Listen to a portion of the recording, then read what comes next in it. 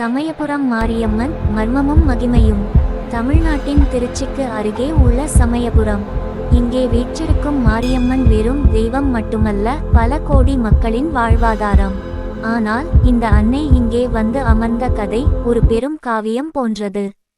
ஸ்ரீரங்கத்தில் தொடங்கி ஒரு போர்க்களத்தின் வெற்றியாக முடிந்து இன்று உலகமே வியக்கும் ஒரு வழிபாட்டு தலமாக மாறிய அந்த மர்மமான வரலாற்றை இன்று விரிவாக பார்ப்போம். ஸ்ரீரங்கத்திலிருந்து வெளியேற்றம். உக்கிரமான அன்னை. ஸ்ரீரங்கம் ரங்கநாதர் கோவிலின் உட்பிரகாரத்தில் ரங்கநாதருக்கு வடபக்கத்திலே இந்த அம்மன் சிலை இருந்தது. அப்போது அன்னைக்கு வைஷ்ணவி என்று பெயர். அன்னை அங்கே மிகவும் உக்கிரமாக சக்தி வாய்ந்தவளாக இருந்தாள். அவளுடைய கண்கள் அக்னி பிழம்பு போல ஜொலித்ததாக கூறப்படுகிறது. இந்த உக்கிரத்தை தாங்க முடியாமல் கோவிலில் இருந்த அர்ச்சகர்களுக்கும் பக்தர்களுக்கும் உடல் உபாதைகளும் மனக்கலக்கமும் ஏற்பட்டன. வெளியேற்ற முடிவு. இதனால் ரங்கநாதர் கோவில் நிர்வாகத்தினர் அம்மன் சிலையை அப்புறப்படுத்த முடிவு செய்தனர். ஆனால் ஒரு தெய்வத்தின் சிலையை அகற்றுவது சாதாரண காரியம் அல்ல. முறைப்படி பூசைகள் செய்து பல்லக்கில் அம்மனை ஏற்றி ஸ்ரீரங்கத்தின் எல்லையை தாண்டி அழைத்துச் சென்றனர். காவேரி ஆற்றின் தென்கரை. சிலையை சுமந்து வந்தவர்கள் காவேரி ஆற்றை கடந்து அதன் தென்கரையில் உள்ள ஒரு மணல் பரப்பில் சிறிது நேரம் ஓய்வெடுக்கச் சிலையை வைத்தனர். சற்று நேரம் கழித்து மீண்டும் சிலையோடு புறப்பட முயன்றபோது பல்லக்கை தூக்க யாராலும் முடியவில்லை. நூற்றுக்கணக்கான வீரர்கள் முயன்றும் சிலையை பூமியிலிருந்து அசைக்கக்கூட முடியவில்லை. இங்கேயே இருக்க வேண்டும் என்பது அன்னையின் விருப்பம் என்று உணர்ந்து சிலையை பாதுகாப்பாக அங்கேயே வைத்துவிட்டுச் சென்றனர். சமயபுரம் மாரியம்மன் வரலாற்றில் கண்ணனூர் விக்ரமசோழீஸ்வரம் என்பது மிக முக்கியமான ஒரு திருப்புமுனை. ஸ்ரீரங்கத்திலிருந்து வெளியேறிய அன்னை ஒரு சாதாரண கிராமத்து தெய்வமாக இருந்து எப்படி ஒரு சாம்ராஜ்யத்தின் குலதெய்வமாக விளக்குகின்ற விக்ரம சோழனின் வருகை. கிபி 12ஆம் நூற்றாண்டில் சோழ மன்னன் விக்ரம சோழன் இந்த பகுதியில் ஒரு சிவன் கோவிலை கட்டினான். அதுதான் விக்ரம சோழீஸ்வரம்.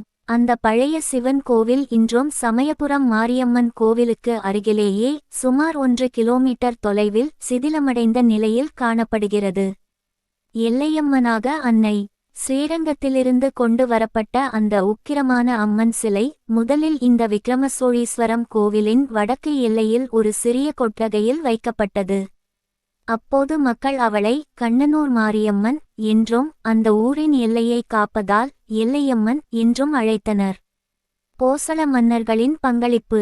சோழர்களுக்கு பிறகு கர்நாடகாவிலிருந்து வந்த போசள மன்னர்கள் கண்ணனூரை தங்களின் தலைநகராக மாற்றிக்கொண்டனர். அவர்கள் இந்த விக்ரமசோழீஸ்வரம் கோவிலை புதுப்பித்ததோடு அங்கிருந்த மாரியம்மனின் சக்தியைக் கண்டு வியந்து அவளுக்கு பல தான தர்மங்களைச் செய்தனர். அம்மன் ஒரு கிராம தேவதை என்ற நிலையிலிருந்து அரச குல தெய்வம் என்ற நிலைக்கு உயர்ந்தது இந்த காலத்தில்தான். இடிபாடுகளுக்குள் மறைந்த வரலாறு. காலப்போக்கில் போசள மற்றும் சோழ பேரரசுகள் வீழ்ந்தபோது விக்ரமசோழீஸ்வரம் கோவில் சிதிலமடைந்தது. ஆனால் அங்கே இருந்த மாரியம்மன் மட்டும் மக்களிடையே செல்வாக்கு பெற்று வளர்ந்து கொண்டே இருந்தாள். பிற்காலத்தில் நாயக்க மன்னர்கள் வந்தபோது சிதிலமடைந்த அந்த பழைய கோவிலுக்கு பதில் அம்மனுக்கு தனியாக ஒரு மாபெரும் கோவிலை எழுப்பினார்கள். அதுவே இன்று நாம் காணும் சமயபுரம். ஏன் இந்த விரதம்? சமயபுரம் மாரியம்மன் ஒரு சுதை திருமேனி களிமண் மற்றும் மூலிகைகளால் ஆனது. எனவே அன்னைக்கு மற்ற தெய்வங்களைப் போல அபிஷேகம் செய்ய முடியாது. லோக மாதாவான அன்னை உலக மக்களின் நோய்களை தீர்க்கவும் கோடை காலத்தின் வெப்பத்தை தணிக்கவும் தானே முன்வந்து இந்த விரதத்தை மேற்கொள்கிறாள் என்பது ஐதீகம். 28 நாட்கள் பட்டினி. ஒவ்வொரு ஆண்டும் மாசி மாதம் கடைசி ஞாயிறு தொடங்கி பங்குனி மாதம் கடைசி ஞாயிறு வரை இந்த விரதம் நடைபெறும். இந்த 28 நாட்களும் அன்னைக்கு எந்தவிதமான திட உணவுகளும் சாதம் பலகாரங்கள் படைக்கப்படுவதில்லை. அன்னைக்கு என்ன படைக்கப்படுகிறது என்றால் இளநீர், பானகம், துள்ளுமாவு, பச்சரிசி மாவு, வெல்லம் கலந்தது, நீர்மோர், வெள்ளரிக்காய். பச்சை பட்டினி விரதத்தின் சிறப்பு. இந்த காலகட்டத்தில் அம்மனின் முகம் சற்றே வாடி மெலிந்து காணப்படுவதாக பக்தர்கள் நம்புகிறார்கள். பக்தர்கள் பலரும் மஞ்சள் ஆடை அணிந்து அன்னைக்காக தாங்களும் விரதமிருந்து தீச்சட்டி ஏந்தி வருவார்கள்.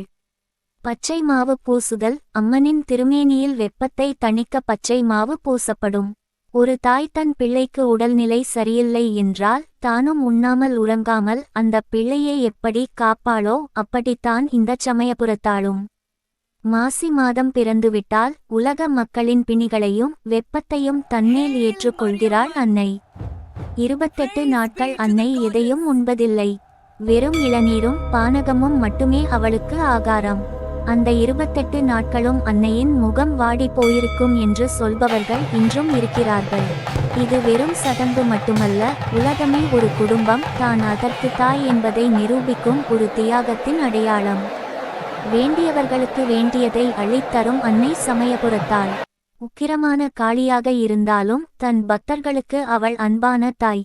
இந்த தெய்வீக வரலாற்றை தெரிந்து கொண்ட நீங்கள் ஒருமுறையாவது சமயபுரம் சென்று அன்னையை தரிசிக்க தவறாதீர்கள். உங்கள் ரைஸ் வித் ஆஷ் சேனலில் இதுபோன்ற மேலும் பல வரலாற்று தகவல்களை தெரிந்து கொள்ள இப்போதே சப்ஸ்கிரைப் செய்யுங்கள்.